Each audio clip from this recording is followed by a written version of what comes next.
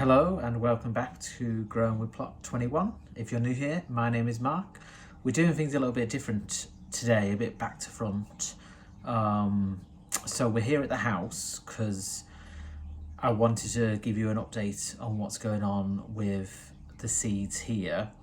Then we're going to cut back to 10 days to 2 weeks ago, where you'll see the beginnings of the seeds. And then we'll cut back to the house for more seed update. And then we'll go to the allotment for the starting over segment of the video, because this video is a bit like a reset of the allotment and trying to get things sorted out. So let's go back in time 10 days, 2 weeks, and then we'll come back to the house here today and I'll give you an update of what's been happening. So I just wanted to show you my Click and Grow. I've used it quite a bit, and then the pods and stuff were quite expensive. And then I thought actually it might be quite good to start some seedlings off in the house to see if they'll work better. So what you can do is you can get what's called experimental pods. It's a 3-pack, but I've got a pack of 9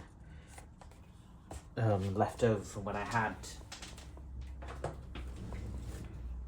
the Click and Grow. And basically, if I show you, it comes in with all these like pods. It's like hydroponics. So you fill up with water underneath. Inside you put the lid on, and then there's grow lights and other things to get it working. And then you can use it to grow whatever you need. So let me set it up for you, and I'll show you what I mean in regards to setting off some of the seeds inside. Ignore the Mario Lego, that's my son's, or should I say mine and my son's.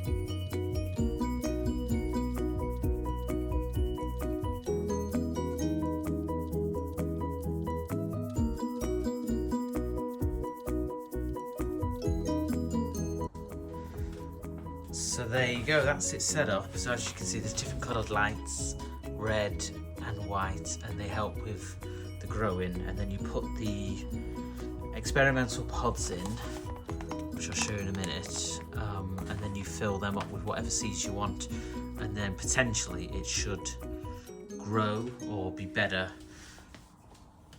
because obviously I don't have grow lights or anything like that, so this is kind of what you would use.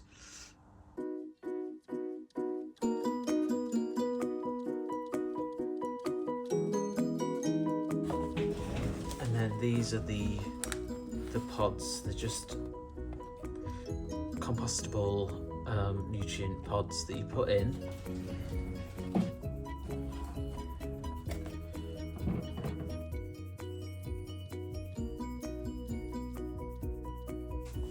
So I'm going to plant in it the Romanesco cauliflower, and I'm also going to do a couple of parsnips as well, to see if these work, because obviously they're very hard to germinate,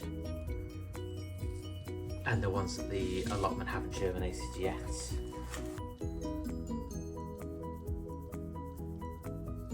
And then I will use the other 4 pods for the Romanesco cauliflower.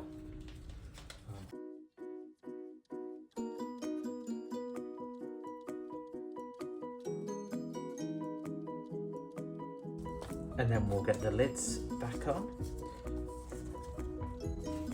see how it goes.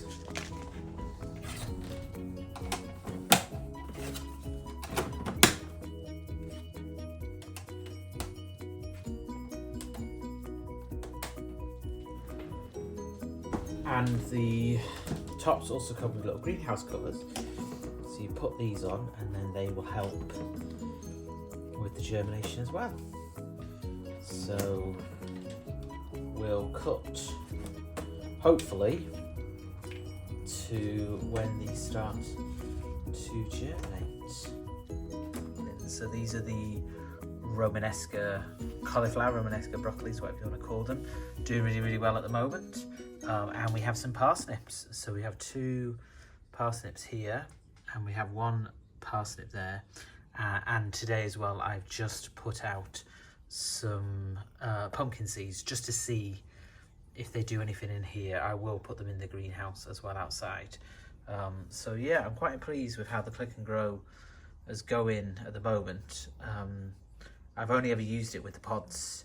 I've never actually used it with proper seeds, so this could be a good way of starting things off that take a while or are hard to germinate, especially parsnips and other vegetables. But yeah, doing really good. Just have to figure out how to transplant them into pots when they're a bit bigger and then put them in the greenhouse outside. So let me take you outside to the greenhouse and I will give you a little update on how the seedlings and seeds are doing. So these are the sunflowers that my son planted out, doing very well at the moment. We've got 5, we should have had 6, but 5 is better than nothing, so doing good. And this is what I bought today, a blackberry bush. I got it from B&Q. They've got a garden sale on at the moment, so this was £4, I think it was, because 50% off, so not a bad price. I'm going to put that in the fruit bed that I've got at the plot.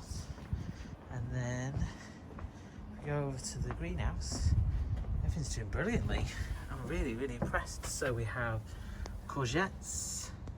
I'll have to plant these out into bigger pots. We've got cauliflower. Sweet corn is doing really well. Cabbage at the back, doing good. These cabbages I'd already planted out, so they were in smaller seeds, and then I put them in the bigger pot, so they're doing well. And then we've got some cucumbers here doing good. I think we may have a pepper trying to come through, but I don't know. And the same with a tomato maybe, but I missed the boat. The rest of the peas are not doing well at all. Leeks are starting to come along nicely, and then the lettuces as well. So yeah, all looking really good.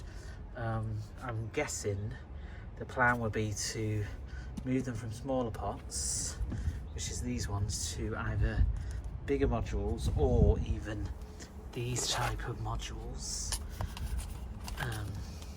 before then taking them up to the allotment.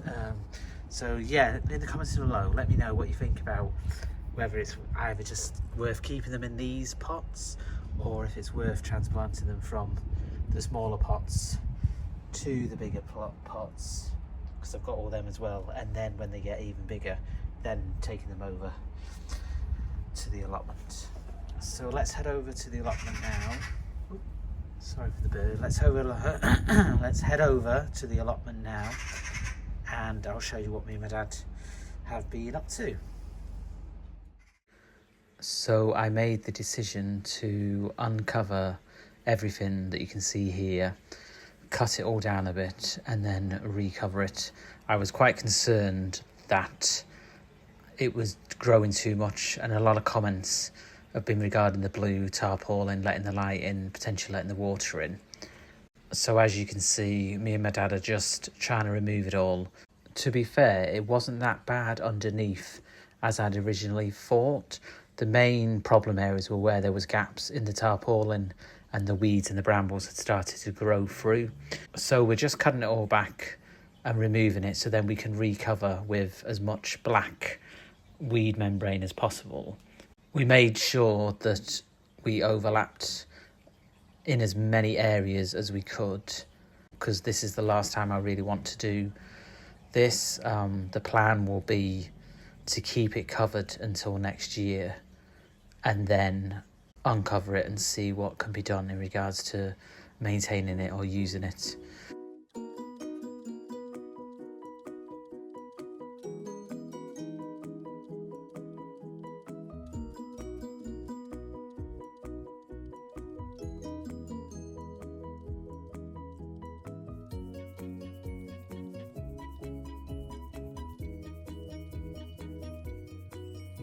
So here we're just moving the veg truck back into place to recover it all a bit.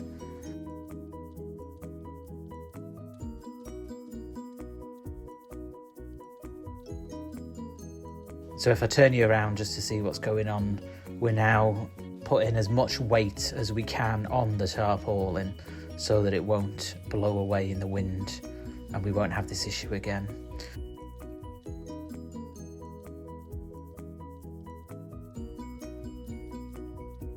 My dad was getting a bit too excited with removing some of the weeds, so I had to move you to another location so you could see better of what we were doing. So this section is from the back up to the tree, and we're just cutting it back a little bit and then recovering it with the blue tarpaulin. I will look at getting some black membrane black tarpaulin, but underneath the blue tarpaulin it wasn't as bad, so I think at the moment I'll stick with the blue tarpaulin for now and just see. I'll keep regularly checking on it, and if it's not doing anything, or if we do need a more darker colour, then I will look at sorting out a darker colour in the meantime. So let me show you what it looks like. It's, as you can see, very, very flat. It looks decent. There's hardly any sort of gaps or anything like that, so I think we've done a good job here. So thanks for watching. I hope you enjoyed the video, and we'll see you again soon, and happy growing.